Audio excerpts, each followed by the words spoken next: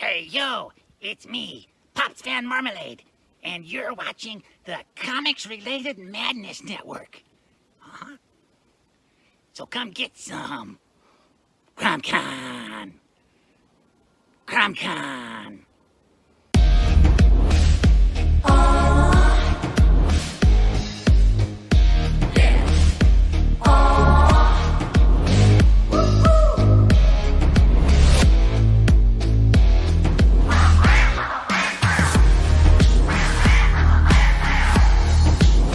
Your favorite podcast, it's Critical Blast.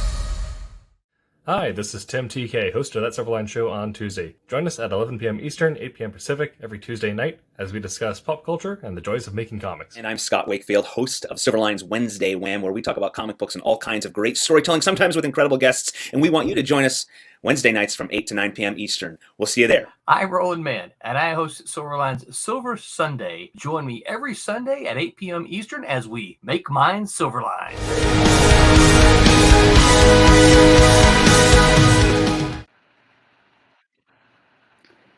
Hello, welcome to Silverline Sunday. This is the official live stream of Silverline Comics. I'm Curtis Fujita. I'll be the host today. Today we're going to be talking about movie adaptations of comic books. But before we get started, I'm going to go around and introduce everybody. And also don't forget we are in the last couple hours of our current Kickstarter. We want to thank everybody for being so supportive and, sharing the link and backing it. We've already made our goals and we're making stretch goals right now. Again, it's for Divinity issue number 2 and Steam Patriots number 1. And we'll talk more about it. And on that subject, one of the creators is here. Barb Kaelberg is here. Barb, why don't you introduce yourself to everybody and feel free, go ahead. Hi, everybody. Yes, as he said, Barb Kaelberg. I am the creator, co-writer, inker, and colorist for Divinity, which won an award for the best new series of 2020. So I was very proud of that.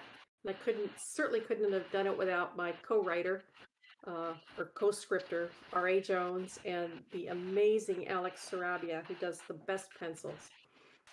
It's been very much of a team effort, and the entire Silverline crew has helped to push this past the last stretch goal. So yay! Thank you everybody very much. Nice. Yes. I am currently also working on the last issue of the first run of Cat and Mouse.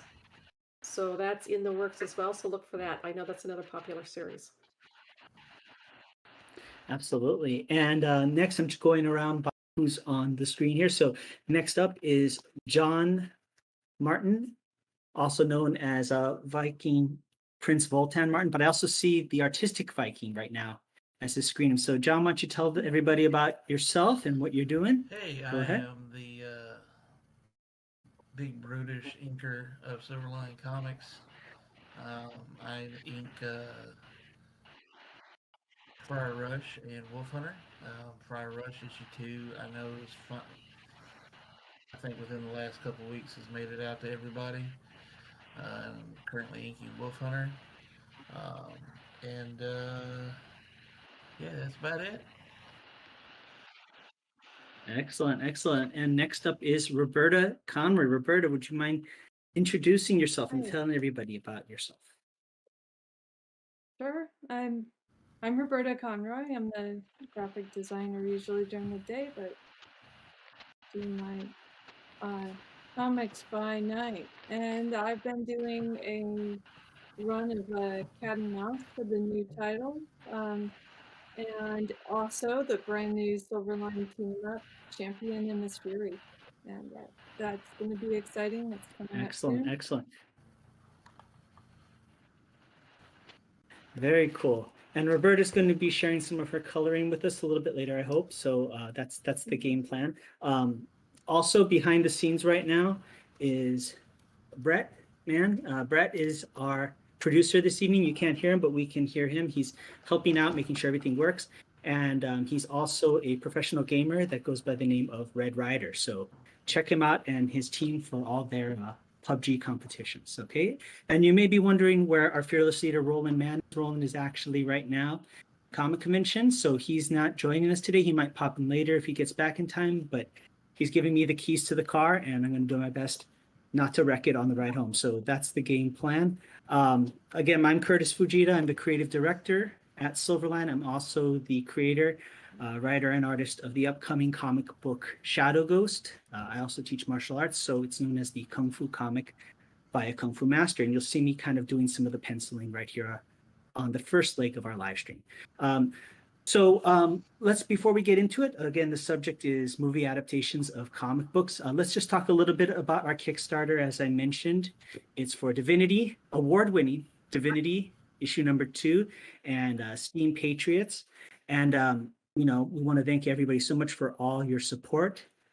We've already been just skyrocketing as far as meeting our goals, and everybody's excited about it. I do believe that we may have some extra art, original art, and things like that, and things that you can kind of fund for the last couple hours. We're only, I think, a little less than 2 hours left. So, Barb, would you mind telling everybody about what else we have that's still available to get before the Kickstarter ends? I actually don't know. I mean, Roland I hasn't think been we able have. to update it.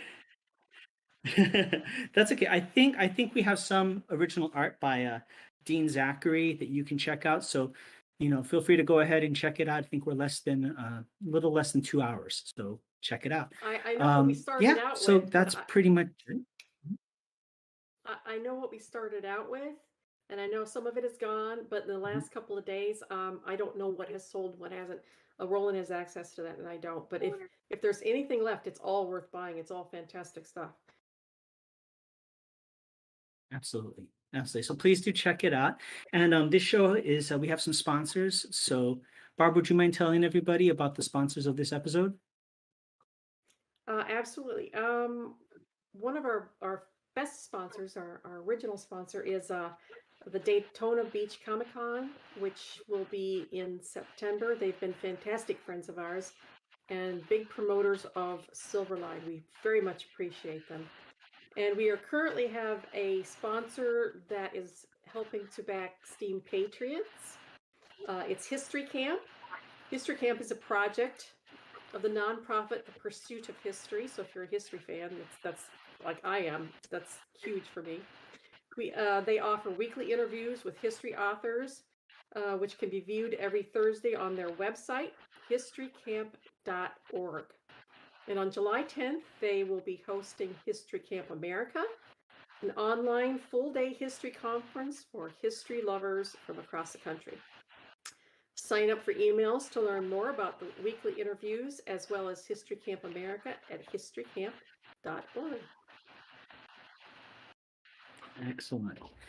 And also, just to remind everybody, we do have a merch store. Roberta, would you let everybody know where they can find all our merch, like this amazing cat and mouse mug? I think you have something over there as well. Nifty.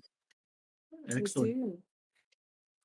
Oh, I also, if you could see Great. it, have our lovely Silverline mouse pad.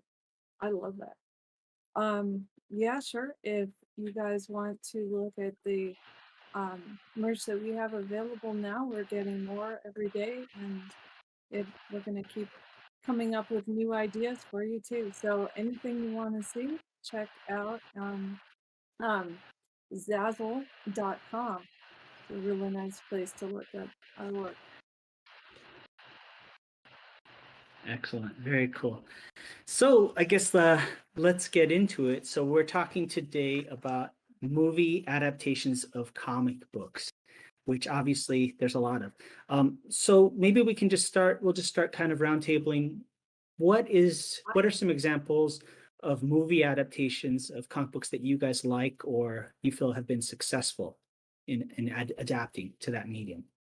Anybody? John, I think you're talking, but I think you're muted. Hellboy? Yeah. Hellboy, definitely. Did you see, you're speaking of all the two Guillermo del Toro ones or all three, the most recent one as well? I really like the Ron Perlman ones. Those are my favorites. I mean, I like the third one, but it was based on Ron Perlman's likeness, and he just knocked it out of the park. I love him as Hellboy.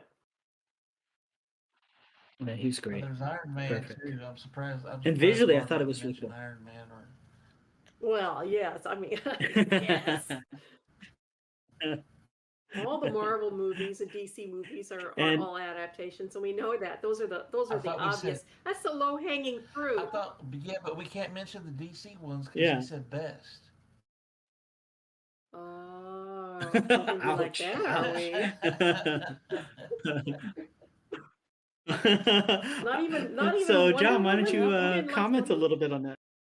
It was still too dark. Oh, this is true. They're really horrible lighting in the DC movies. I have to agree No, with that. because they I have to like, agree with that. well, it works for Batman. It's got to work for everybody else. No, Zack Snyder, it doesn't. You know, my husband is constantly complaining. Somebody turn on some lights there. I actually got to see. I think somebody actually posted all the what the actual Henry Cavill Superman costume actually looked like in normal lighting, and it actually looked a lot better than it did in the movie. It was bright blues and reds, which is what Superman looks like in the books. Yeah, and it looked like this really dark No. slate Right, blue. which it wasn't. Uh-huh. They basically did filter effects on the film to darken it. I hate that. I have a hard enough Did time any of you seeing folks it see as it is, the people. Snyder cut? I haven't yet. Did any of you guys see the Snyder cut release that came out recently? Yeah, I saw it. I thought it was pretty cool. You know, I mean, I preferred it over the release that we did see. I felt it was much more. It was a different kind. It was a different film. You know, altogether different tone. I felt it was more Because it wasn't all successful. chopped You and know, than screwed, the as I like to say. just. Exactly. What about you, Roberta? What are your thoughts on some adaptations that were successful? Well, I was Any going to thoughts? mention Hellboy. That's kind of, it doesn't help. Yeah. I think it's hard not to mention the Marvel because I'm just fascinated with them. I mean, I know people have their Hmm. flaws with where it went, but I think they are truly, especially Iron Man. I think just when you take somebody's personality that you come to love in the comic books, and you find an actor that kind of just makes you feel right about it, I think that chemistry where it is. I mean, yeah. I mean, Tony Stark is interesting, and you can't do him wrong. RDJ was They just really hit a sweet spot. Well, just kind of like Ryan Reynolds is born to play Deadpool. I mean, let's be honest. True. His personality is perfectly suited for it. And Green Lantern, Definitely. Actually, I would Yeah. actually like to see. that's up there on my least favorite. I would like to know who ad libs better, Robert Downey or Ryan Reynolds. Oh, that would be a tough one. Probably Ryan Reynolds, but I mean, RDJ holds He his own does, there. and there was like sections in like the Avengers that there was nothing written at all that he ad libbed completely. Like when they first were all on the carrier, he ad libbed all I have a that. feeling he did the whole movie Yeah. ad-lib. I think. Yeah, he does a lot of ad libbing, like when he's talking to his robots in the original Iron Man, where he threatens to give a dummy to the community college. That's all ad libbed. He does a really good job. Well, I think also the another director, book that I mean, it's like some of. Well, no, I was just saying it's also the directors that work well with the actors that are willing to have them do the ad libs and stuff like that. Sometimes with certain people like that and that certain personage, you got to kind of let them just roam free and do their thing, and you get magic like that. So, yeah. Absolutely. You were Another saying, movie Barb? adaptation. Another thing? Yeah, you have a horrible lag between talking and audio, so I keep running over Yeah, you. you say Mm. yeah, you start talking and there's no sound for a second. Well, I am a martial arts instructor, so if it looks at all like a kung fu movie, I'll take that as a compliment. It does. It does Can very you much. do like a Oh man, that was fun. Okay, another a really great movie adaptation that from a comic book that I absolutely loved was 300. Okay, so that's one that Zack Snyder actually got a little right. Gerard Butler. So you admit Zack Snyder did one. I'm not saying I'm a fan or not of Zack Snyder. I'm ambivalent towards him, but I think he did that one right. Well, that one was that's beautiful. because it was a rendition off of a Frank Miller book, which Frank Miller books are always dark, so it's okay to go dark. But even Frank Miller understands that certain characters need to be portrayed a certain way, which is why in The Dark Knight Returns, when Frank Miller does Batman and Superman, even the color schemes tell the difference between the characters. Something that Zack Agreed. Snyder doesn't understand. I think a lot of people have issues with the way he portrays the costumes and the lighting and stuff like that. I know I have problems with the lighting. I think he got it right in. It was extremely moody in 300, and I think he had it just right for that.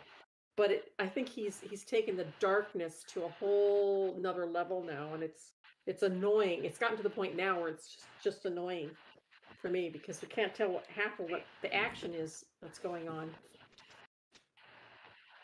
What did you guys think of Watchmen? Because he did that as well. He did? I haven't seen it. That was better. Yeah, that at was least. a good one, but once again, Yeah. another thing that was supposed to be dark.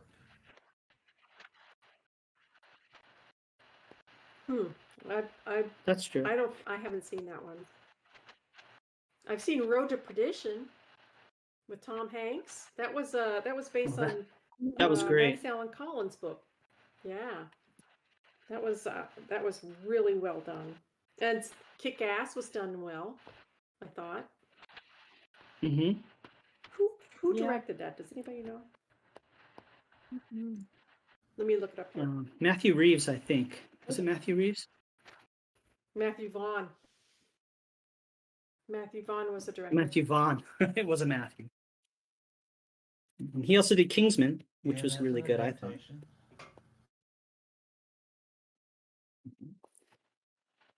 How about The Crow? What about unsuccessful ones? What would?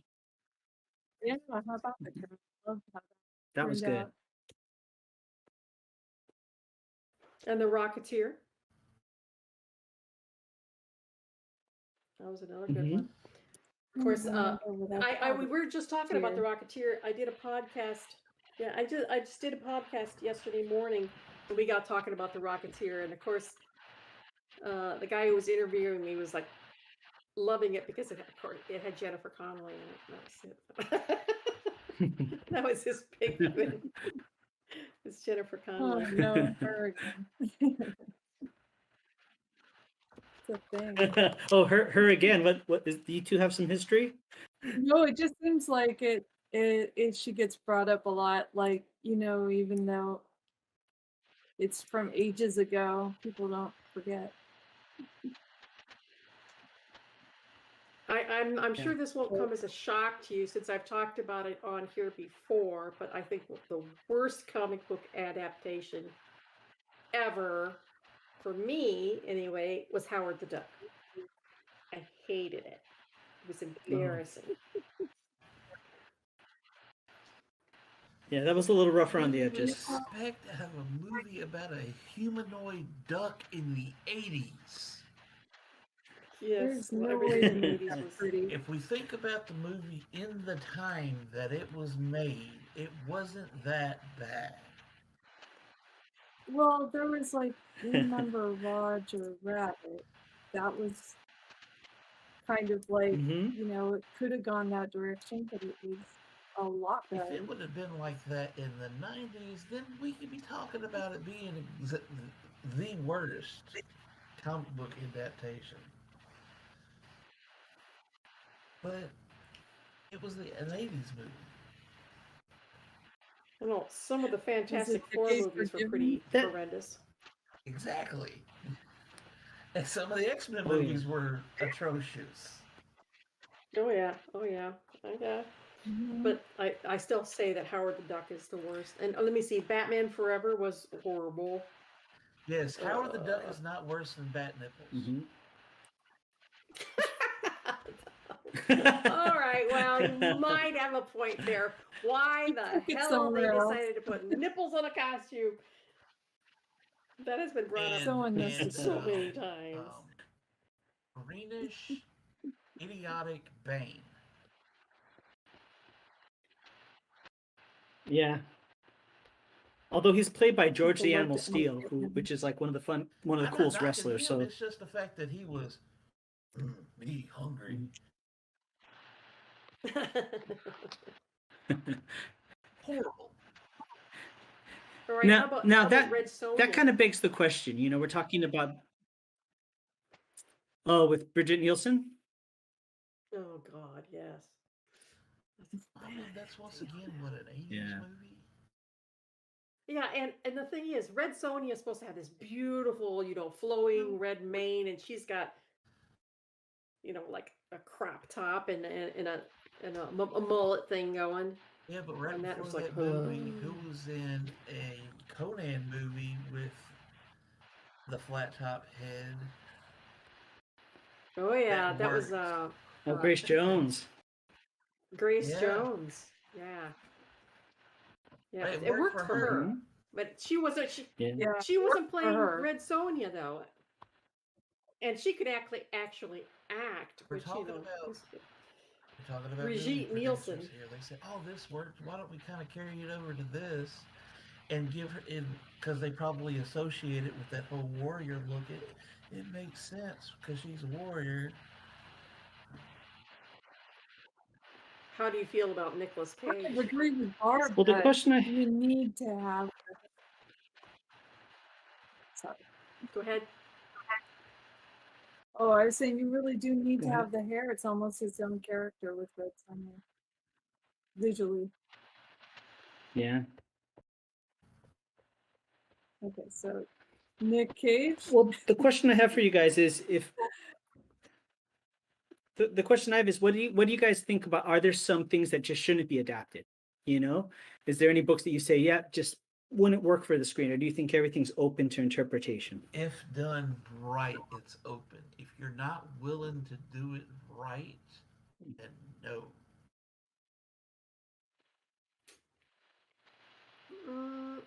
It depends. Good point. Would it work better as an animated movie or a live Well, action if you're movie? DC, everything works better as an animated movie.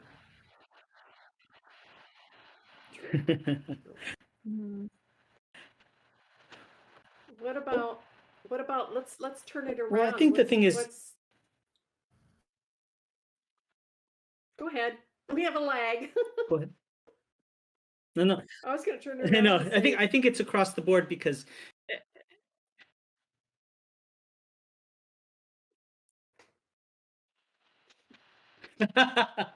Okay, I think that there's a lag for all of us because everybody's lagging, and I think that's why we're crossing over because you guys are lagging for me as well. But we'll get through it. No, what I was going to say is I think the key word is adaptation, right? I mean, I think as comic book fans, we want to see almost a direct version of what we see on the page It doesn't on need film, direct you know. as long And as I it's just wonder if respectful that's to the source material. yeah. X-Men Yeah, I think Apocalypse. that Yeah. No, that's true. The X-Men essence. Apocalypse wasn't respectful to the source material. It was disrespectful downright. Mm-hmm.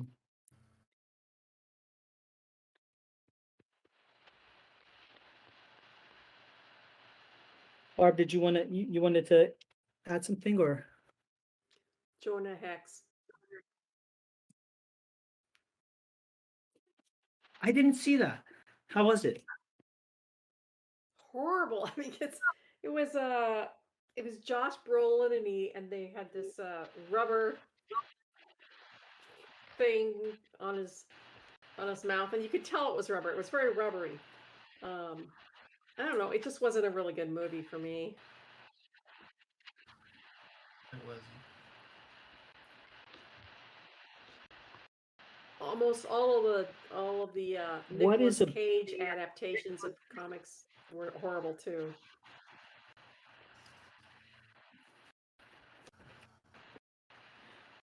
Yeah. Has anybody heard about the Superman, the death of Superman with Nicolas Cage movie that was never made? So glad it didn't happen. Dish. What was that about? Other than the death of Superman. But what was the Well, it was like supposed it to was like the death contain? and return of Superman, and it's interesting, you know, like it was I think at one point Kevin Smith was writing it, and then it got switched over to multiple other people, but it basically ended up, I think Tim Burton was supposed to direct it originally. I know he had a test fit in the suit that has shown up online, and I just shake my head when I saw it. It's like it's absolutely atrocious. And he had long hair too. Yeah, him that mullet. I've got a story in reverse for you, okay? And it's a comic adaptation of a movie instead of a movie adaptation of a comic. Yeah. So I used to do a Okay. lot of the comic adaptation of movies when I worked for Innovation. I did Child's Play. I did Freddy's Dead. I did all the Freddy's Dead movies, Twilight Zone, Lost in Did you Space. do I did the a bunch of interview them. with vampire? I did not. I wish. Yeah, I have it But still. the one that was the most gorgeous and beautiful piece of work that I did was I did the adaptation of the Lawnmower Man, Stephen King's Lawnmower Man, Oh, over Stuart Immonen. mhm. And it was the most beautiful work. And because Stuart's pencils were just stunning. And he had Pierce Brosnan's likeness down to a T. It was gorgeous. And finished the book. It was That's 64 not page graphic novel. It was. And it was completed. It was colored. It was lettered. It was ready to go to press. And Stephen King's team killed the project because he hated the adaptation of the movie from his book. So he refused to have it come out in comic book form. So somewhere or another, David Campetti's probably got those pages floating around somewhere, those beautiful finished pages of a book that never went to print. I can Oh, it's too imagine bad. And that says that must have been the biggest heartbreak. God, that would be wonderful to see. a lot because Stephen King's a big comic book guy. Yeah, but Yeah, I but he mean, with his hated the own movie. material, he does have. Yeah.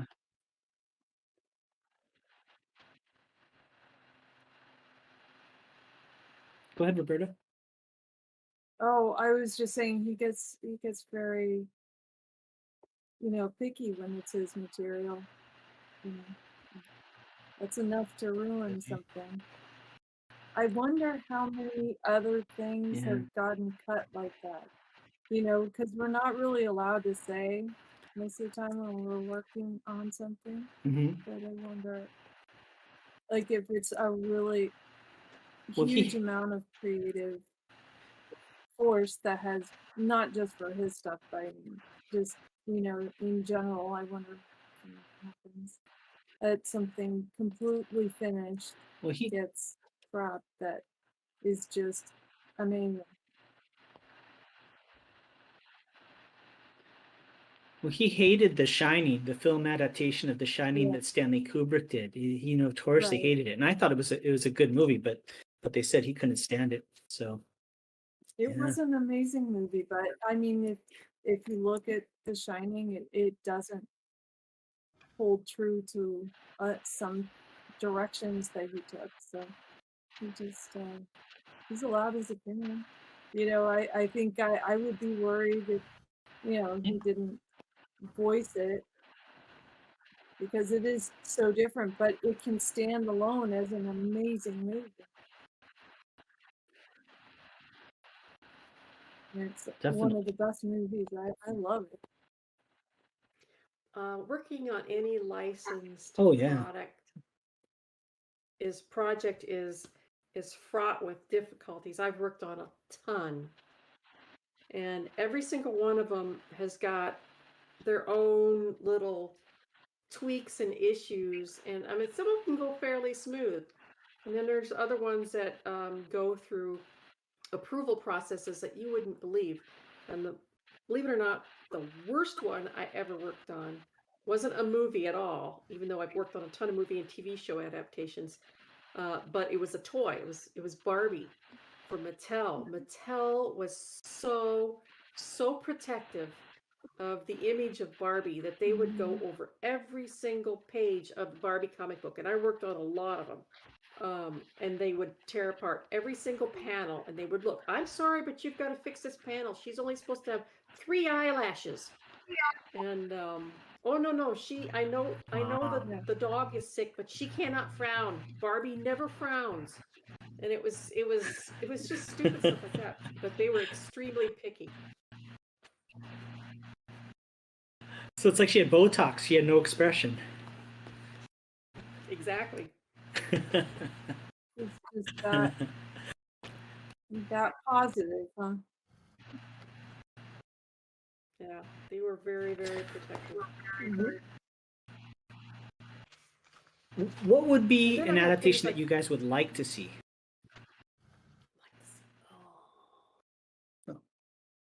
Well, I recently got my wish when Good Omens was done. Oh yeah, that was Mhm. really well done. Mhm. It was really well done. Of course, they had Neil looking over their shoulders the whole time, so of course it was well done. And you couldn't ask for 2 better actors to portray. So it was done. A done deal. It was great. Let me see. What would I like to see done? Huh. Maybe ElfQuest, but in animated form. I don't think you could possibly pull off ElfQuest in live action form. Wasn't there a TV pilot of the cartoon, I think? Years back, I remember seeing that it was on VHS. Yeah, I never took off.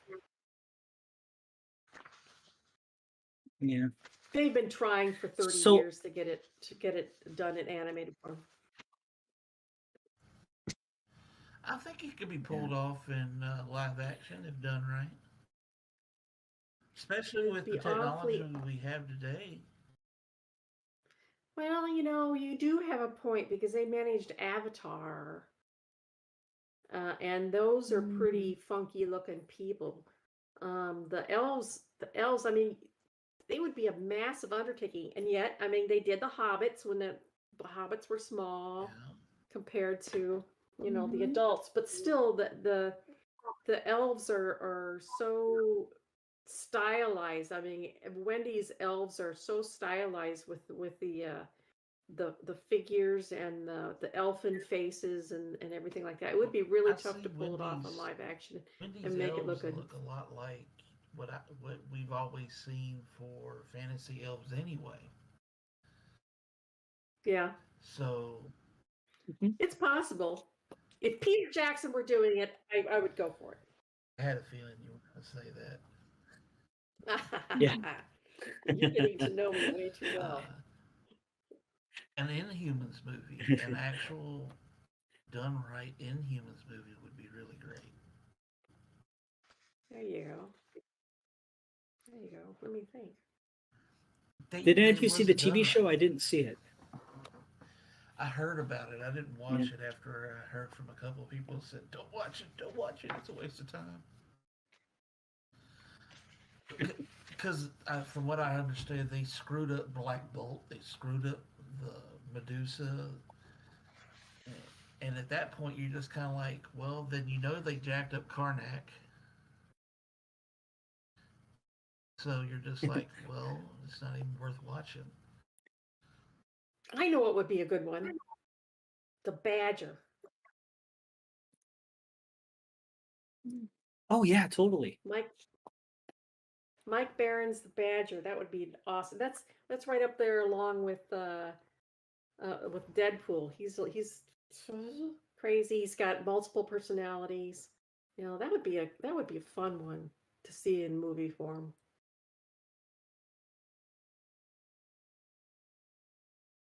Yeah, I think the street level superheroes work best, for adaptations. Exactly. So This word. so I got a big question for you Okay. guys. Okay. Let's see. All right. Let me show you. There you go. This is There you are. Champion Miss Fury and local gun show getting armored up here. So I'm gonna continue Ooh. flatting it. You can continue Nice. talking, but it's really detailed and I really like it. Such good Very art. cool. Mm-hmm. I was gonna turn off the And that's color so you that's can see. Peter Clinton and Tommy Flormonte Mhm. doing the pencils and inks, Isn't that and amazing? Roberta's doing the colors. It looks great. Yeah, it looks excellent. So, my question would be, actually, it's kind of a little bit of a controversial question, but nowadays, I don't know if you guys has everybody seen the casting for the new Sandman TV series on Netflix? I haven't seen who they put in. So there's a lot of there's a fair amount of gender swapping and things like that in it. What are your guys' thoughts on that? Like, for instance, it's not John Constantine, it's Johanna Constantine this time around. Mm. And I'd be Huh. curious to hear what everybody Sometimes- thinks of that. Sometimes will I have to don't have see an issue with it. For instance, when they swapped out Mhm. Starbuck in the Battlestar Galactica, it worked. But I don't know. John Constantine is kind of iconic. I can't see it as a I don't Joanna. see how that could even work. It just, how different is it gonna be? Where we're gonna work. What was the reasoning Yeah. behind it? Was there a specific reason, or was it just to be PC? I'm gonna say That's my question too, don't know, because but I don't necessarily good see guess. what the reason is for I that. mean, the entities are easy to swap out because death, all those you can swap those if you needed to because but you can't do John Constantine. Yeah, I just can't see John Constantine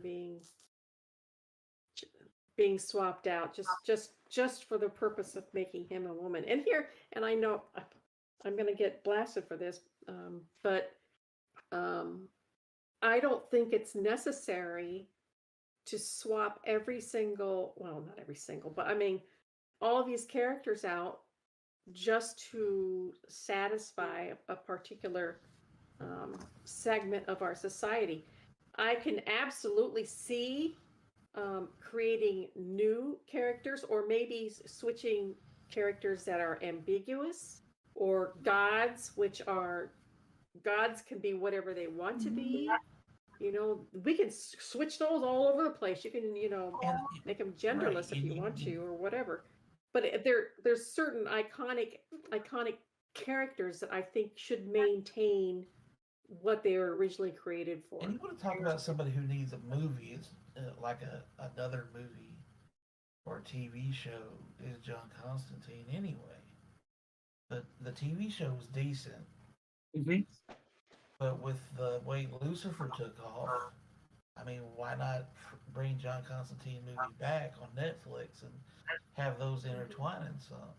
And then you can even have No, the Sandman movie intertwining with it too, and it would work out for the TV show intertwining with it. It would all work out fine. now, speaking of Lucifer, Lucifer could be whatever he wanted to be because he's Lucifer, and the same goes for Loki, and he does do that. He flip flops genders all the time, and that works because Loki is a god, and I think that works very well for Loki. I think it works wonderfully well for Loki. Well, Loki Loki, can you be don't whatever have to he really wants to gender swap be. him because even if you look at the mythology, he was He's had babies, I know. yeah, A he horse, gave seven-legged, yes 8-legged actually. eight-legged, Yeah. eight-legged horse. So I mean, Yes, he's Sleipnir. played both gender roles. I mean, basically, you could say he was the first mythological gay guy. I guess you could say. Transgender, whatever. He was also a snake, so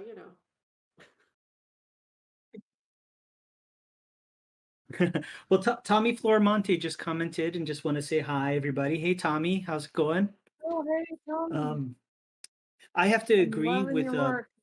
yeah. What's up, Tommy?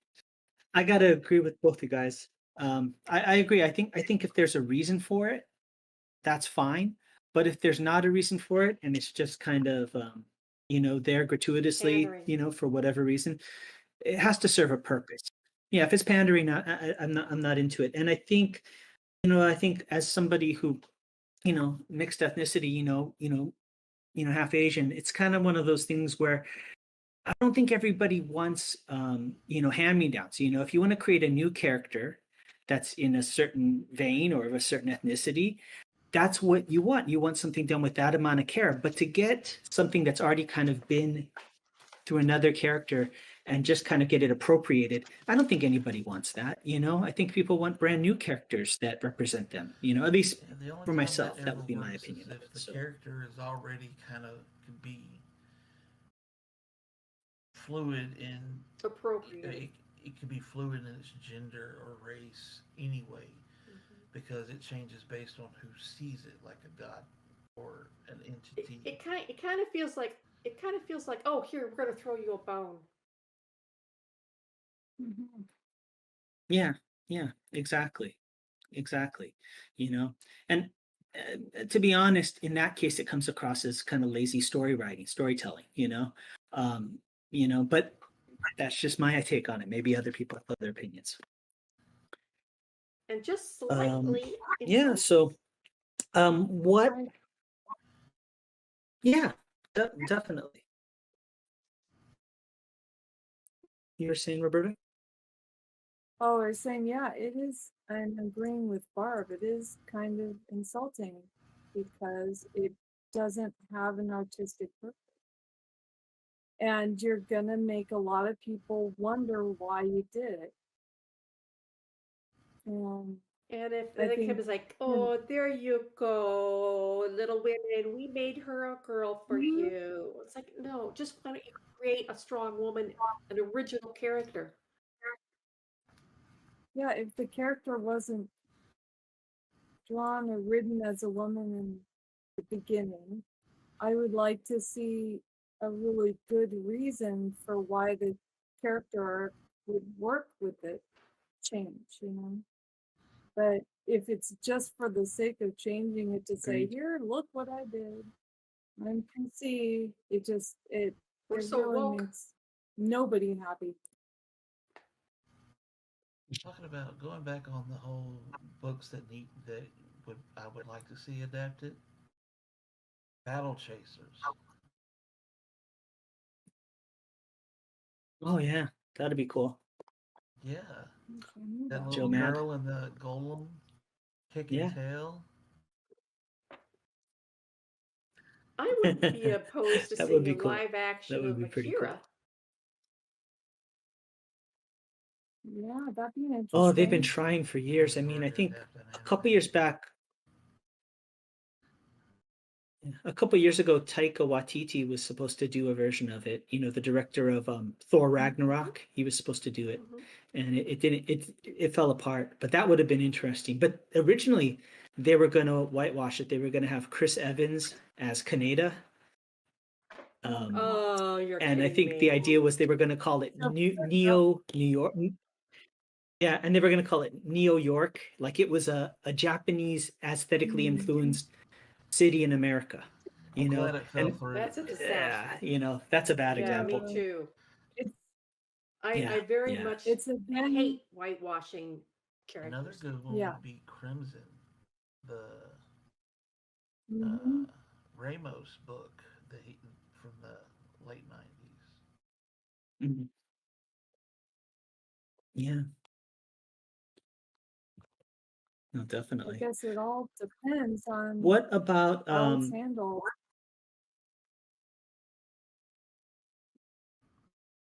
yeah, you know, it's kind of off, but you know, Street Fighter, the video game series, you know, there was adaptations of it on film, and they for the most part were pretty bad. And it was always funny because you'd have the producers talking, and the producers would say, "Oh, we're big fans of the property. We want to pay homage to it." And then you see the movie, and it's Never like, played this game no before in way, your you had no life. idea what you were talking about. It's not even close. Yeah, exactly, exactly. How about So, adaptation of Strangers in Paradise? well, that'd be cool. Be interesting. That'd be cool. Yeah. I think I'd like to it as a TV series, not a movie, a TV series, because I think it would really work as a good TV series because it's a long story. Yeah. I agree. In our live chat, Stephen Brown says hi. Hey, Stephen. Hope you're enjoying the show. Feel free to chime in, Stephen, if you have a suggestion for a movie you'd like to see based on a comic book. So I will say I wish we could actually Um, see Civil War done right in the Marvel universe. I think it'd have to be a mini series, you know, like a mini series on streaming. I think would be the way to do Where it. You know, Cap dies in the end of it. yeah. I'd like to see the Civil War II done in. Oh yeah, there was a lot more Mm, casualties yeah. in that one. Yeah, it had a really good. I thought it had a really good a theme going throughout that one. I really liked. You know, trying to predict who was going to be good and who was going to be bad. That was like a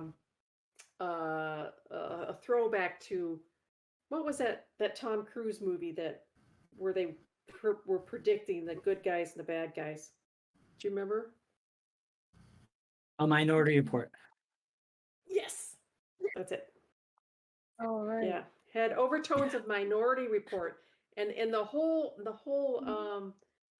uh, ethical dilemma of if we could stop somebody ahead of time, would we do it, even if it's only like a 75 to 25% chance that it would happen? But what if it didn't happen, you know? No, totally. Stephen Brown just chimed in. He was actually talking on our YouTube channel. Sorry, Stephen, I didn't say that. One of the things he said is that Zack Snyder's movies are good, but they seem too similar at times. And I can see what you're saying. It kind of has a very consistent look, feel, and tone, wouldn't you guys say? Repetitious. Mhm.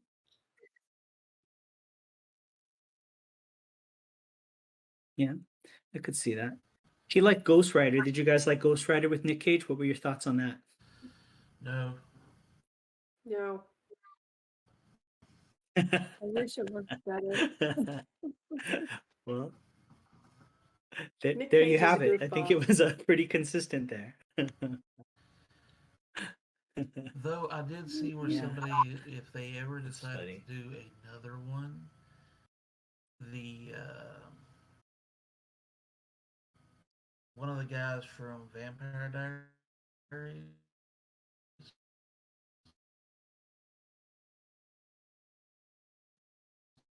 Uh-oh.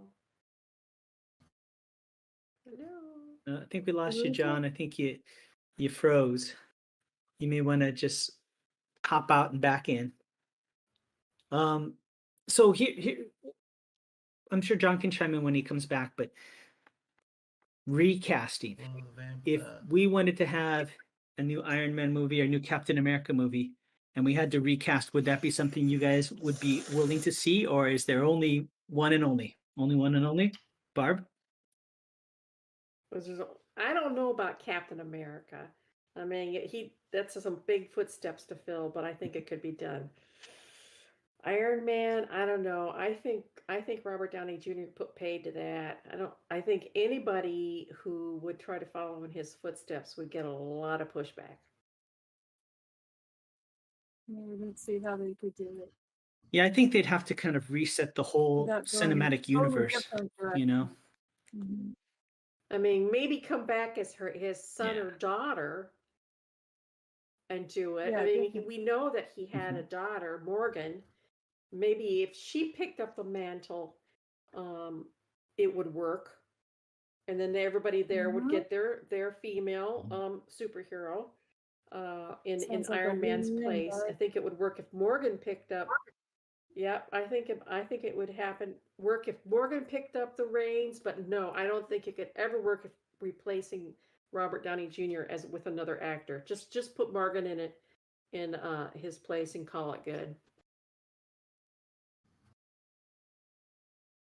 John, I think we got you back. It looks like everything's running I fine. don't know what in the world's going on.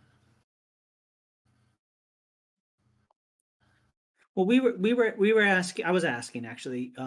Would you ever be willing to see a recast of certain characters, like an Iron Man or Captain America, or do you not see that happening? Not working for you?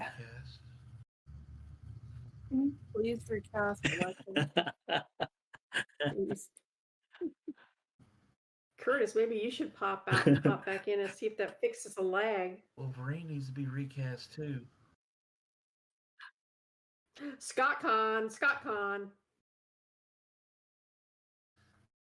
Anybody agree with I me? agree. Don't you think Scott Conn would be a perfect Wolverine? Perfect. He's the height. He's got the grittiness about him. Even though he can clean He's got up. the build. Yeah, he's got the build. Yeah, I mean, have you seen? He was working out there the last season of Hawaii Five-0. He was pumping iron and he was shredded. Oh my God, he could have made a perfect Wolverine. I thought he was 5'5" is his No, yeah, actual he's height. He's 5'5". He couldn't. Yeah. He's 5'5". He would have made a And perfect he's Wolverine. a martial artist think. on top of it. Yep. Hey, Roland's here, everybody. Didn't ask for anything. Holy crap! Hello. Run! Hey, you Oh, fixed it, Curtis. Good. Curtis, you no longer have a lag. We should have done this a long time Well, ago. now we know, right? Yeah. How you doing, Hey Roland? everybody, how y'all doing? Good. How was the show? Are you tired? I'm wore out. I am more flat out. BJ's like, I got in and she says, "Well, are you gonna go to bed?" I'm like, "No, they're streaming. I gotta come on and say hi." We gotta But wrap up the Kickstarter. she also just yelled at me as I was coming in here. She goes, "Oh, check the Kickstarter, check the Kickstarter." So Yep, we I'm beat headed my to check the personal Kickstarter. goal. So I haven't seen it yet. So I'm checking it. Oh, To okay. see Well, what we're it gonna is. let you be surprised. Well, now I knew that we had reached the RA goal and some. The RA the 71. I'm sorry, the 77,000. I knew he had reached that. And but she just went ooh like there was something really exciting. So as I was on my way into here. Whoa! Look at that, 72.96 is what I'm seeing. Y'all seeing that? I am. Yeah, we need another $4 to hit 7,300. Wow! I wanted to 148 beat backers. 70. Yeah, I wanted to beat 71.19 because that was the first Kickstarter, and we did that. So I am personally just tickled pink. Thank you, everybody. Thank you. I wanted to best my old Kickstarter. and as I told all of these guys, it absolutely, I don't think I would have been able to do it at all for Steam Patriots, because that is just such an awesome looking novel, and Scott and Rory have just kicked ass on the Listen, promotion of it. So I this is don't. definitely not me alone. I was going to say I don't disagree with what you've said, but please do not downplay your involvement as well. This is, this is. I was talking to. I went down to the show with Jeff Whiting, and we rode together, stayed together down there, and I was just telling him because I was kind of monitoring it on our way back, and I said this is a perfect example of a team of two teams of creators that are promoting the crap out of their own books, and this is what you can accomplish. To quote my good friend Curtis, a rising tide lifts all boats, and this is just an example of that of how you have worked hard and they have worked hard, and look at what you guys have accomplished. So it's very very very exciting. Yeah, I'm very happy that I teamed up with them, because they were just, I think, the perfect partners to have. And I think we all did a great job. Yep. I know I busted my ass. I've done so many podcasts. Oh my god. But that's good. That's important. That's what Yes. it's one of the things that we could probably spend a couple of streams talking about. That is not the things that as creators we don't live to do these things, right? We don't live to go on podcasts and streams and stuff like that, but it's part of what kind of comes with promotion in this day and age. It is. Most of us, and I'm not meaning to speak for you guys, but I'm going to guess that I'm probably pretty close to being right. Most of us would just rather tuck me away in a cave, pipe my internet and my computer in, and I'm happy. I don't need to see anybody. I just want to work. Yeah. Am I right, I Roby? can't. I am- I can't. I'm right. You're right. Yep. What's that, John? I am not a social creature. I have to talk. What'd you say, John? You're right. 'Cause Yeah. I don't even want to go to the day job. I know. Oh no. So I've come up with a new thing. I'm like, and I hope nobody from my day job employer is listening, but certainly over the last year, my day job has gotten in the way of my fun job. Ain't that the truth? And this is no kidding. I am actually a very much of an introvert. And when I first started doing conventions and had to go out and try to round up jobs, I had to teach myself to talk to people and to learn how to look them in the eye and to shake their hands and try to sell them my services. Yep. This is what I do. This is, take a look at my portfolio. It did not come naturally to me at all. You Right. seem very natural at it, but I had to actually teach myself to do that. And I became very good at it. And the podcasts are a very, very necessary part of promoting your products these days. And so you have to learn to do it, even though you may be tied in knots before it starts. When it starts rolling, then and you start talking, then it just kind of flows naturally. But it is an acquired skill. Well, I appreciate you saying that it seems to come naturally to me, but it does not. You're a It just went up writer. again. You can pitch yourself just like Oh! you can pitch a book. But see, I had to learn to do that though, and that's the thing. It's not something that came natural to me. It's something that when I first started, I did not know how to approach publishers. I did not know how to approach editors. I'm just like, I'm a writer. So what do you got to say, kid? I want to write Spider-Man. Yeah, I mean, it was something that Go up to somebody. You want to look up my artwork? No. right, really. yeah. And Let's be honest. If Roland didn't want to write Spider-Man, Roland wants to write Superman. No, I don't want to. I never liked Superman. I always wanted to write Spider-Man. I know. Yeah. I'm not a Superman fan. Spider-Man and the Avengers were always my two favorites. So Avengers. I love the Avengers too. 73, 53. Superman. Wow. Or I know. Flash Gordon. It's good. Wow, that's so We cool. have Road, we have no Roland, stretch goals set for 7,500. I know. We just like. Roland would put Flash Gordon in a heartbeat. Oh, I would do Flash Gordon today. Yes, absolutely. I love Flash Gordon. And you would be one of my models, John. I don't know what you're talking about. Yes.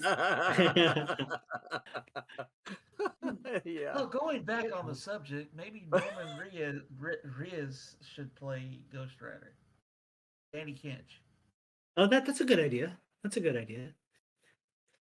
So 7,500. Do you think we could come up with a small stretch goal or something right now on the air? If we can squeeze that in, and this is you know? this is a joke. This is not for real. But Scott Wakefield was joking the other day that if we reach 7,500, we'd split the country in half and we go individually and visit everybody. But well, we could do like an extra stream with you guys, and that way you're visiting everybody as a thank you or something like that. We want to Wonder, hit you that can read all the 7,500. names out loud. wonder if we could. Oh yeah. That would be interesting. That's actually not a bad. Read all the names out loud of if we hit 25. If we hit 70, 75, all the backers' names get read on a stream. Okay, you heard it here first, everybody. Oh, Blue, you don't know what we publish? We need to, Blue, you need to go to Indie Planet and get our books.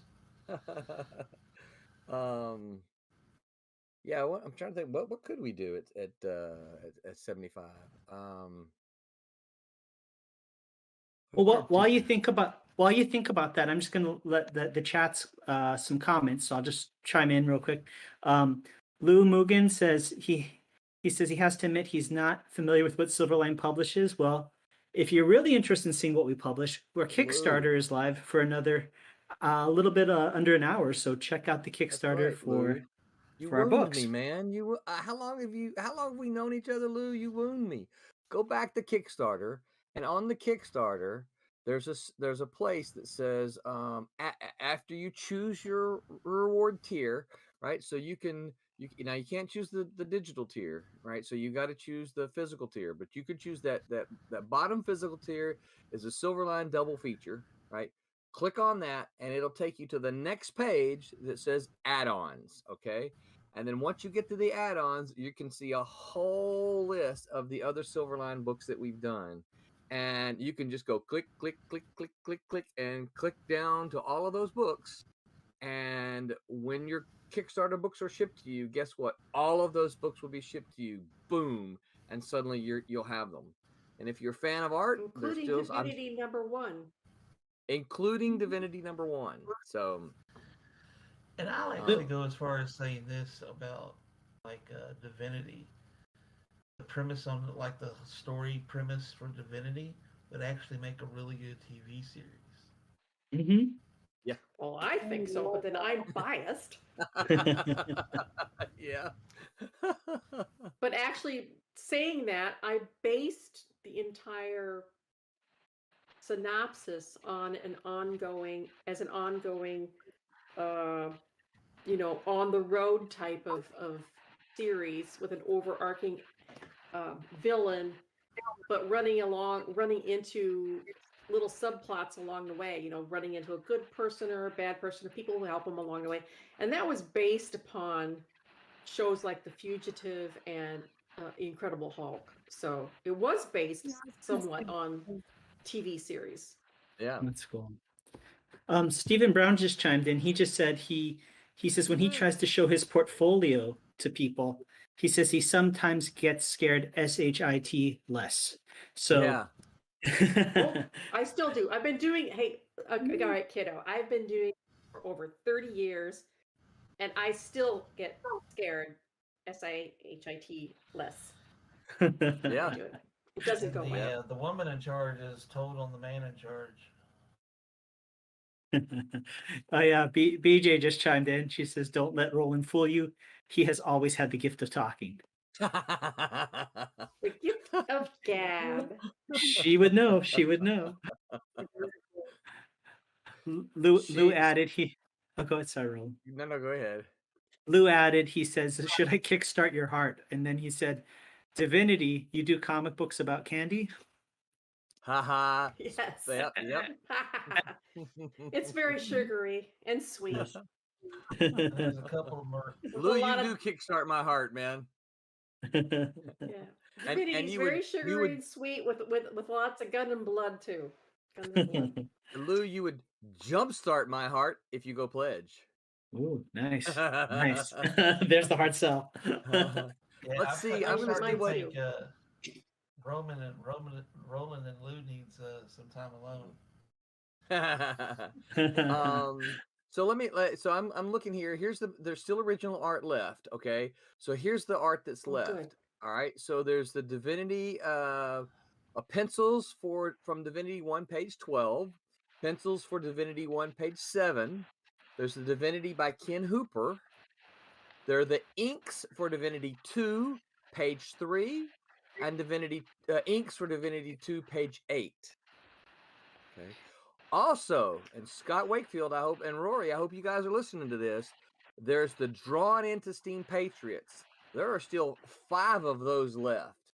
Okay, so you guys need to pound that pavement and get some of those pals to pledge to get drawn into your next comic.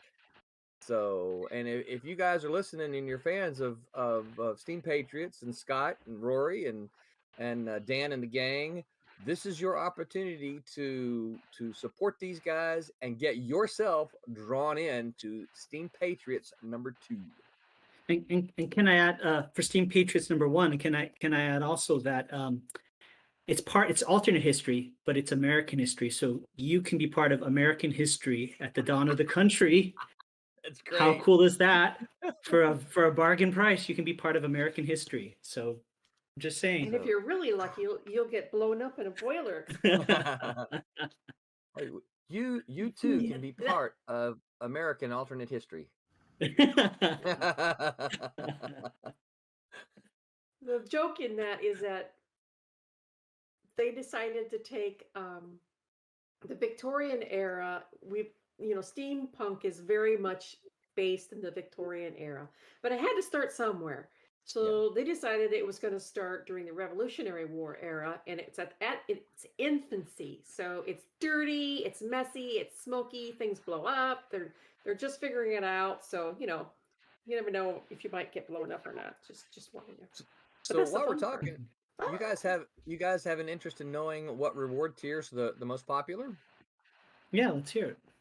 All right, so the most popular reward tier with 31 backers selecting this tier over the others. Anybody want to guess? Completist. Yes, the Ooh, completist. nice. Yep. Nice. 30 out of our backers, 31 of them have chosen the completist tier.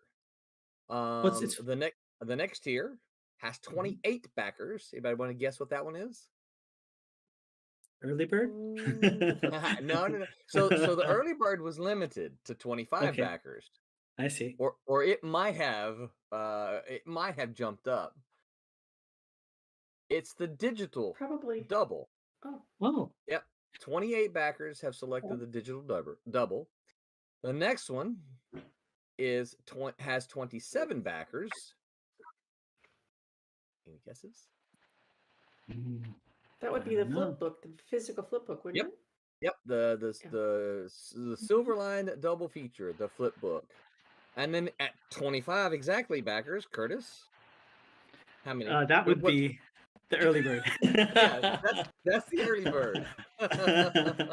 Of which I can say I'm a proud member.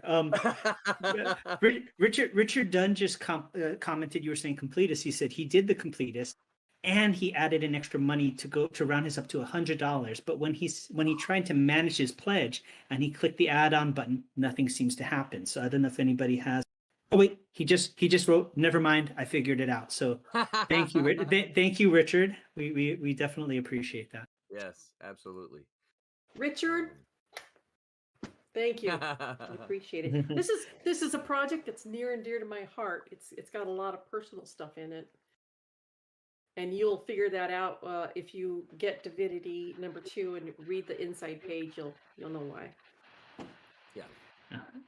Absolutely. And Um, of course, you know me. I feel obligated to remind anyone who's out there, Lou, if you're still listening. I feel obligated to remind anyone who's kind of on the fence, particularly if you've said, yeah, I've heard about those Kickstarters and I've heard people talk about they pledged to this really really famous comic maker and they're still waiting 2 years later for their comic. If that's you, let me reassure you, these books are finished. Okay. Literally, this is the process. Okay. It's going to end tonight. Kickstarter will send in, and they've been pretty good about being 14 days. Okay. Sometimes it's 17 because of the weekend, right? But pretty good about 14. In 14 days, they will send me the money that they'll take their fee and then they'll send me the money. Now, what I'm going to do in those 14 days is assemble the books, which are already ready, but I've got to do a thank you page, which means I'm going to send you a survey, and you got to get that survey filled out and get it back to me so that I can put your name on the thank you page. And literally, when those 14 days are up, when I get the money from Kickstarter, boom, those files go off to the printer and we order the books and then they put them in their queue and they print them just as quickly as they possibly can. And I will say this, we Kablam is our printer and they do a darn good job of getting those books out and to us in a very very timely fashion so that you're going to get your books well in time. Now we'll tell you, sometimes depends on what kind of mood Barry and Tommy are in. Sometimes they'll let me upload my files a little bit early. nice. They don't always do that, right? But sometimes I'll say, hey, dude, I got multiple colors. Can I go ahead and start uploading this? I can't pay you yet, right? And I can't make the order, but can I start uploading the files? Because this takes too long. And once I get the money, all I got to do is click buy. And so Tommy will like, yeah, okay, you can start uploading them. Well, So, speaking of Tommy, Tommy just chimed in. He asked, what's oh, Roland doing here? What's Roland doing on the stream? I thought you were at a show today. I just got back. I literally just walked in the door. And Stephen Brown had a question. He says, when showing your portfolio or giving a pitch, it would feel like you're trying to be better than the next guy before. I guess you're talking about competition, right? Being stuck in the middle there. Does anybody have any thoughts on that? You're trying to be better than the next guy. Is that you Yeah, I cut think out there for a couple of words? Sure. I think he just basically said, it's challenging because he's thinking about the person that came before him and could have been, better than him, and the person that's coming after. But Can't think about Are you that. the right one for now? Good Yeah, point. you can't think about who's coming after, who's before, who's showed the last 50 portfolios before you.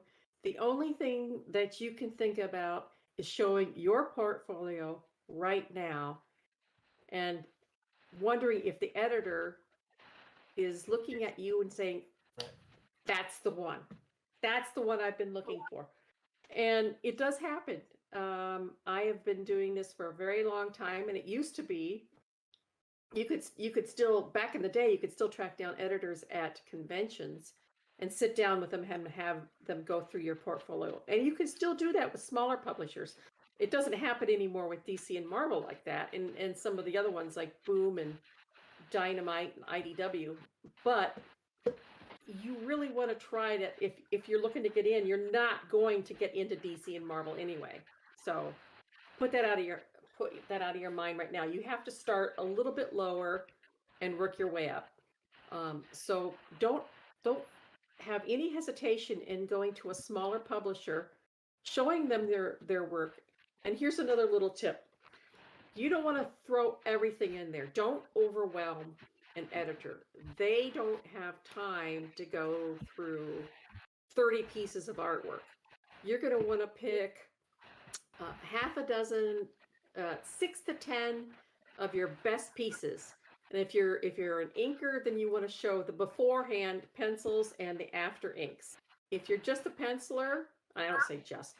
If you're a penciler, then pick 6 to 10 pieces of your very best artwork and show that. And don't just have pinups in there.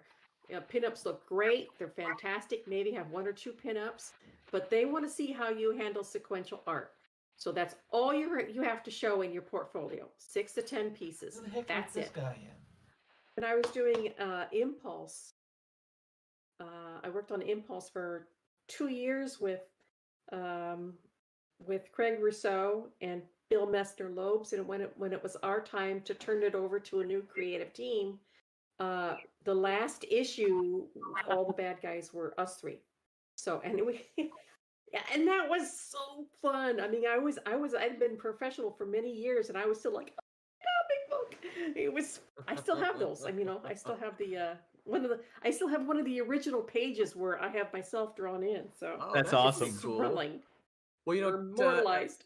Our buddy Tommy has talked about before is that Tommy puts a lot of his pals into comics, and sometimes he makes them the villains and that kind of thing. But he puts a lot of his friends into comics. He still hasn't put me into one, so I'm not sure where that puts me. I don't. And I'm then not there's sure. Wubba. If- Wubba yeah, puts chickens in his. chickens. What That's right. Hidden chickens. is it? Wait, is this a real thing? Wubba puts That's chickens pretty in cool. his stuff. Yes, What? Wait, Yeah, I so think he's hold on fine. now. Time out with the Wubba chicken thing. Is this because okay, so in a cat and mouse story that he just completed, the story requires them to go into a voodoo shop in which there are chickens. They're real big chickens. so is this because of that, or is this was he doing chickens before this, or I think it was started with the. Wubba just chimed in. Oh, Wubba says yes. He said yes. That's the reason why. And Rick Dunn also commented about getting killed. He said, "Damn the sprockets, damn the crankcase." I'm not too sure what that means, but I think Scott must know. Yes, Rick. Well done. I think so. Wait, you're gonna have to fix that. You're gonna have to fix that. Damn the sprockets, full speed ahead, full steam ahead. Full steam ahead. Yes, yes. Damn the sprockets, full steam ahead. Dead gummit. I hate that I love history. Damn it, it's gonna blow. It's an epic dramatic death will be just right. Yes, I love it. You can knock out a whole bunch of draw togethers all in one freaking shot. Yeah. Let's see if I can catch up on some of these messages. Half of these are from y'all. I know. I know. We're so needy. Yeah, I see the one here. Roland's we're dividing up the states. Yeah.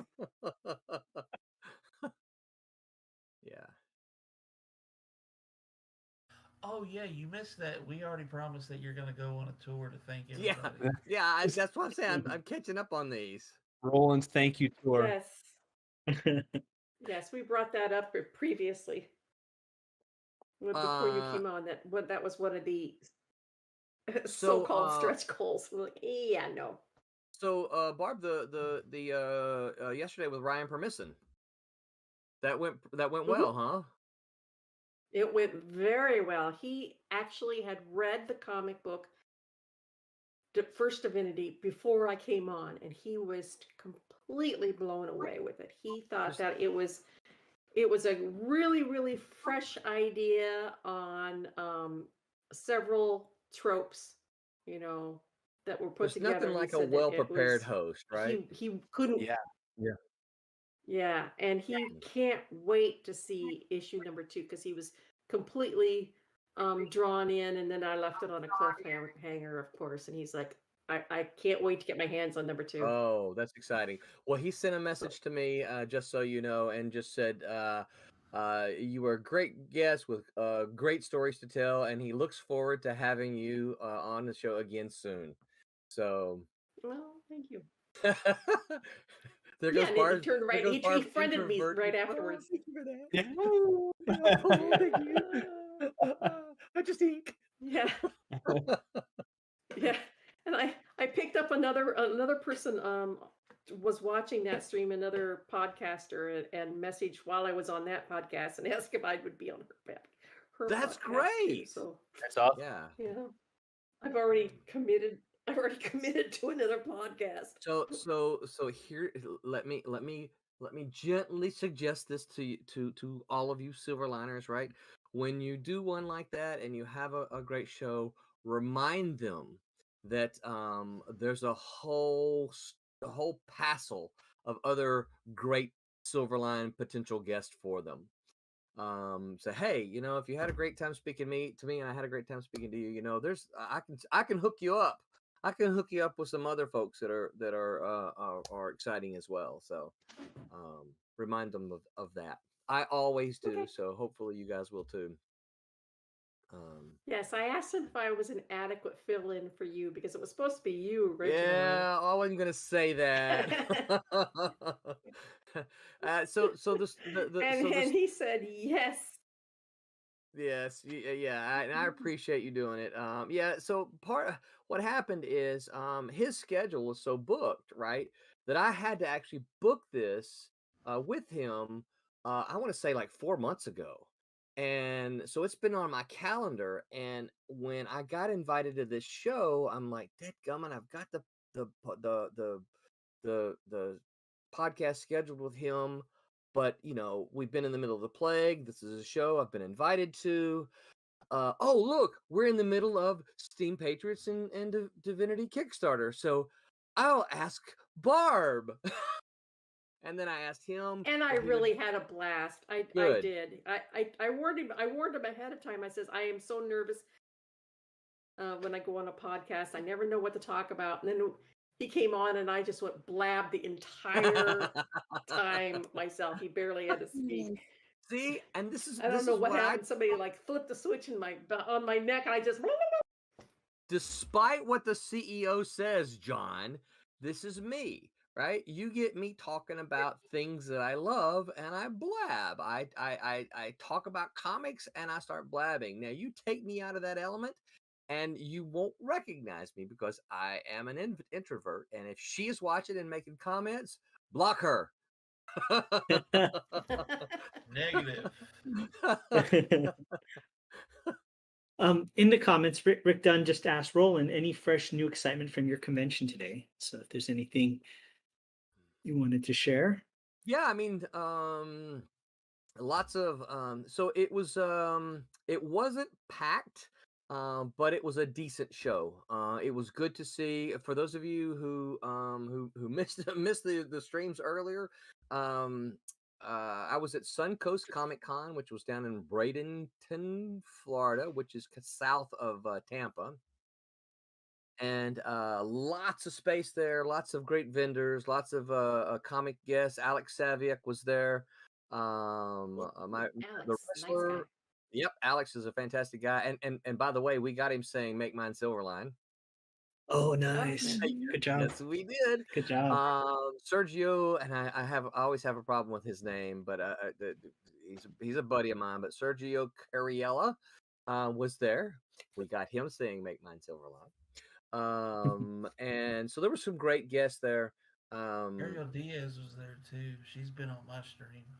Oh, okay. Dadgummit, I wish I'd have known it. I'd have looked her up and mentioned it.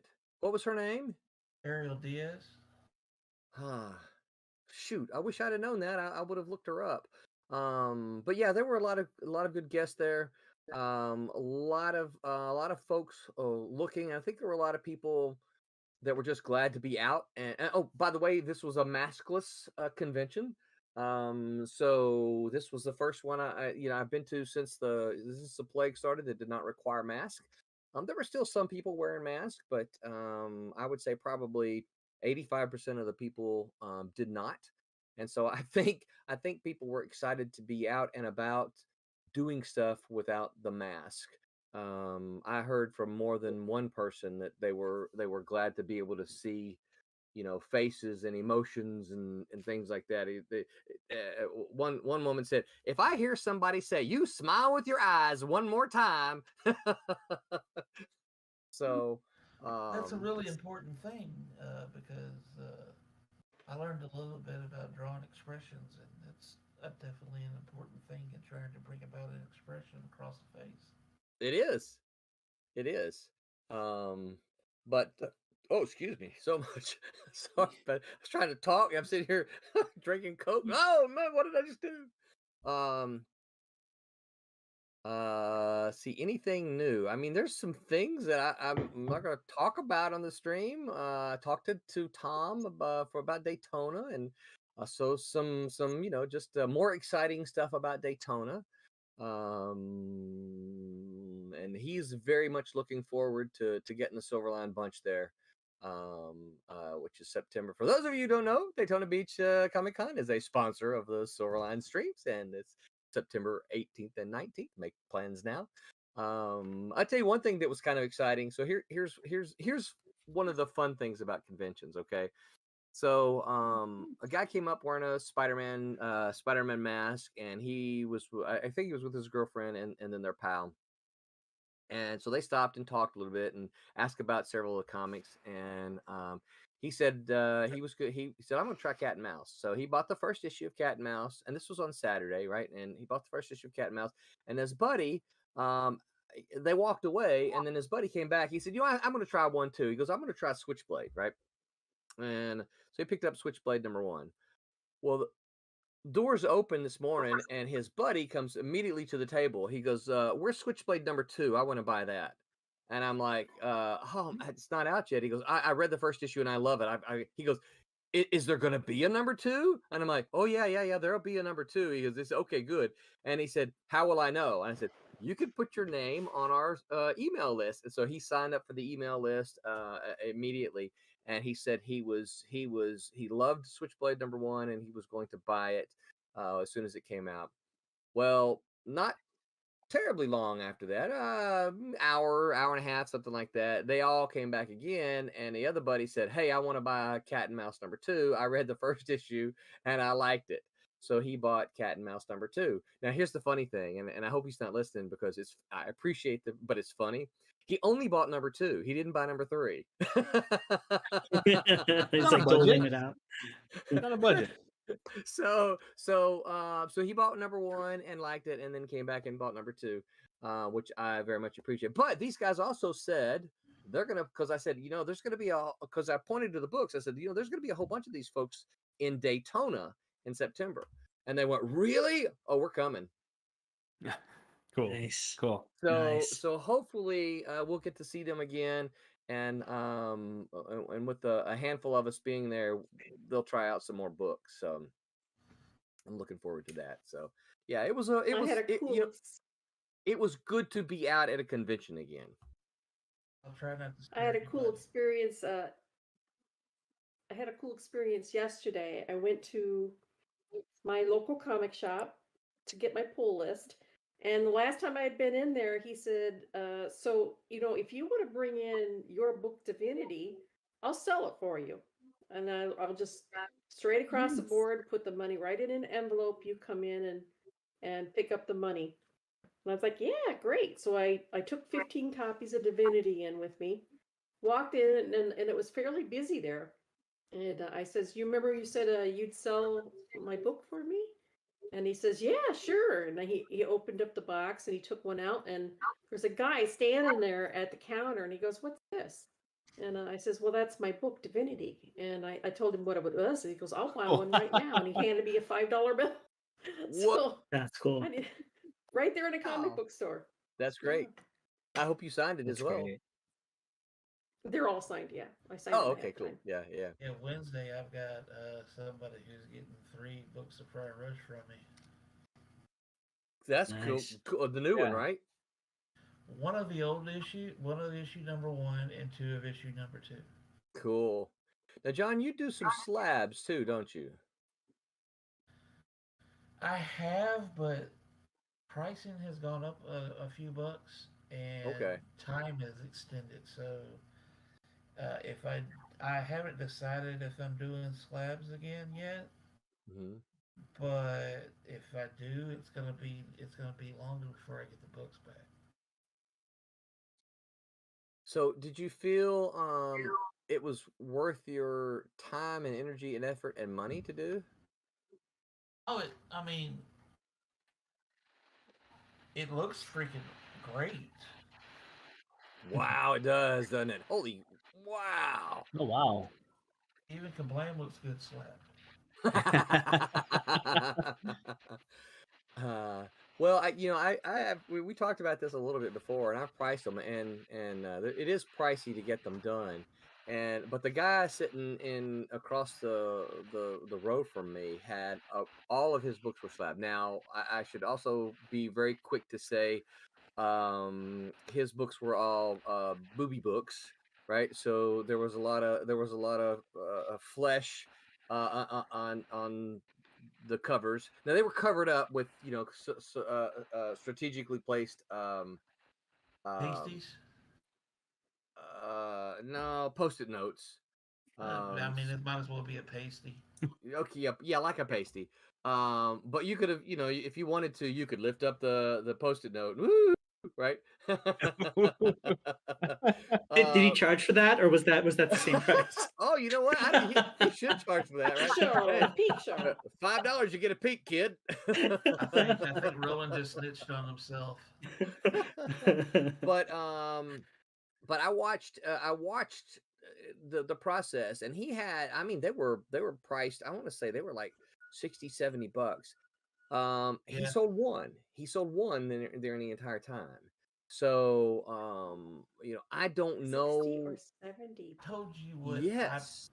I gave you pricing that I know that Yeah. I paid. Yeah. No, I guess my question though is John, since you're the one who's done it, do you feel that we have, at Silverline, do we have an audience that's going to really make it worth our time and effort to try to get some of these done?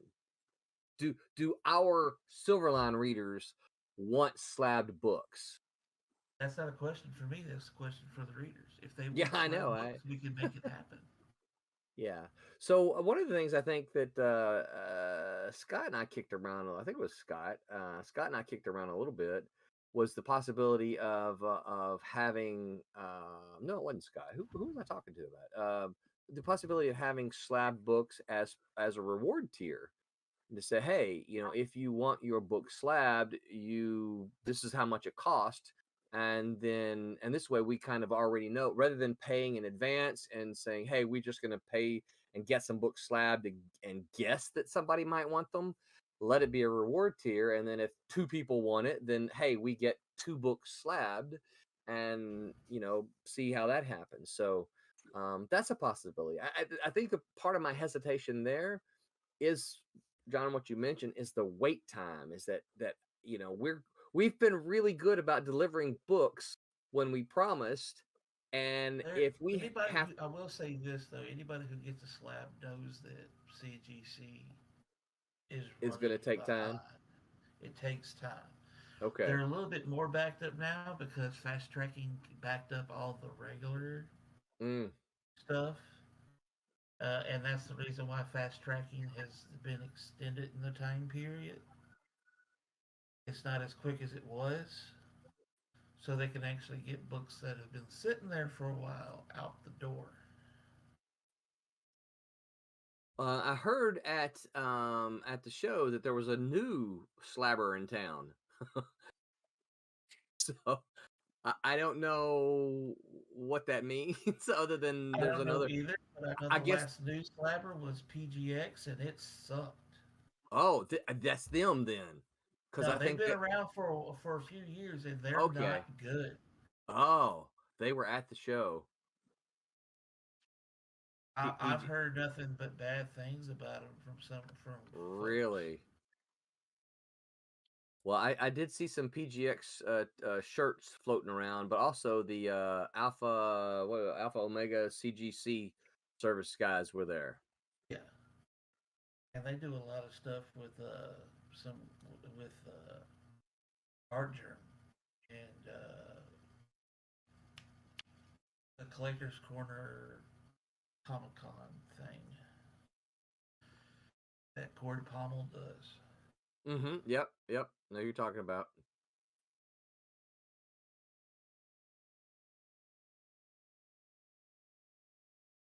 Hello? Yeah. I'm trying to figure out what the heck Scott's staring at. I looked down. 70 Scott's got this look like. We just got Oh. another backer. 76-23 We did? with 152 Woo! backers. Nice. How much Woohoo! time's left now? Yep. 53 minutes. 53 minutes. Wow. I hadn't intended to stay on this long. I'm just going to jump on and say hi.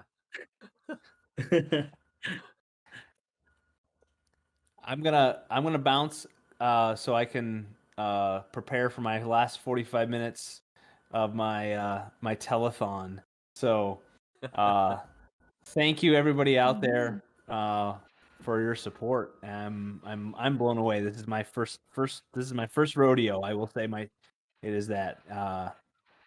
So Well, you grabbed that I'll be over fucking bronc and you held on. Yes, you did. Thank you. Yeah, Congratulations.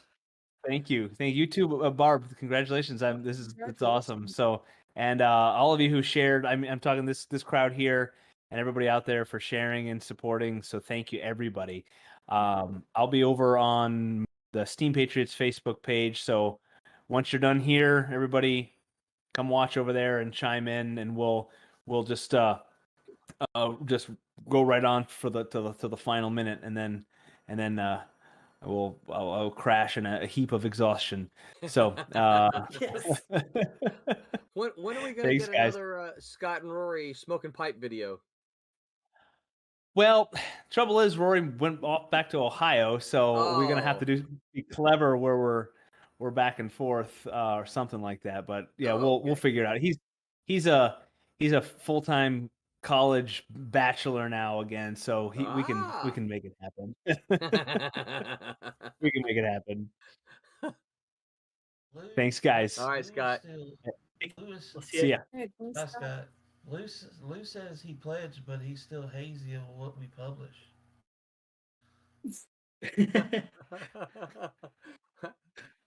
I'm okay with that because they'll There you find go. out. Yeah.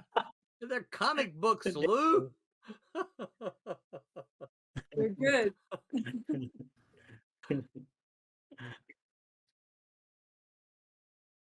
We're winding down here. Yeah.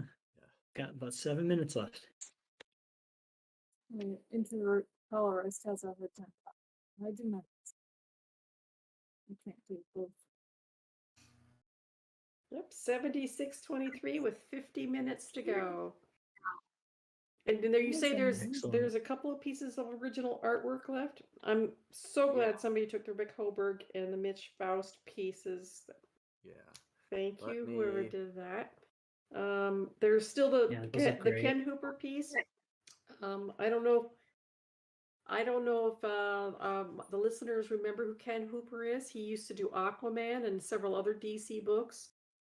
We did Primal Force together at DC. We did ElfQuest together.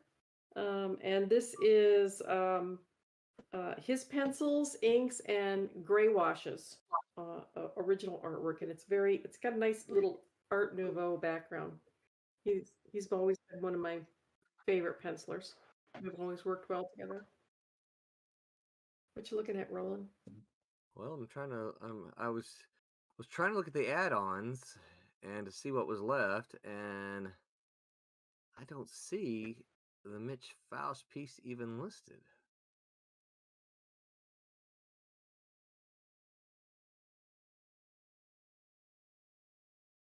So does that mean I'm not seeing everything here, or? I don't know. You know, I really, really, really, really like the add-ons, but I don't like the way that the information is available to me during the stream, and it's also a little difficult after the stream during the campaign. But it's not very user friendly. No, it's not. And so it's a little difficult to see. It's like, what? Wait, where is that still available? What is that?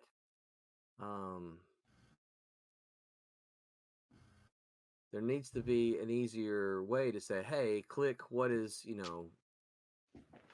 what is gone, who's it gone to, that kind of thing. Add-ons here.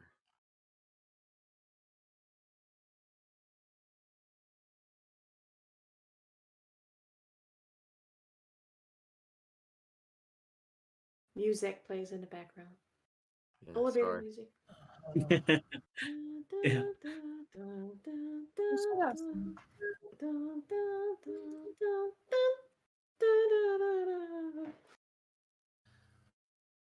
I can't really say anything. I'm almost out of gas.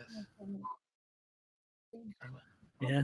What time is it It's over almost there? 10 o'clock here, but I've been up since 4 something Oh. this morning. You have to go to Oh, the mobile jeez. job Yeah, I today? had to go to the day job. Yeah. It's nice being retired, but on the other hand, I've been babysitting a lot lately. That's gonna kind of come to an end. But oh my God, no wonder child rearing is for the young. Yeah. No kidding. A 7-month-old and a 2.5-year-old is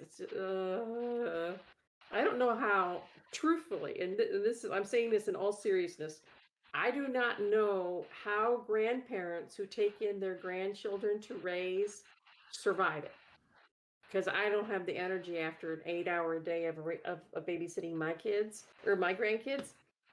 We've been helping out in a gap in childcare between child cares and the next one that they were able to line up. And oh my God, fortunately, that's child care is going Sounds to like happen you're in having to June, deal with so some terrible we're too. at the end of that. But that too, but trying to do that and get all my artwork done and run a Kickstarter at the same time. I've been burning candles at 3 different ends. Yeah, you find myself feeling drawn and quartered sometimes. Mm-hmm. But it Yes, happens. very much so. You just get really good at time management. And so, Yep. Right.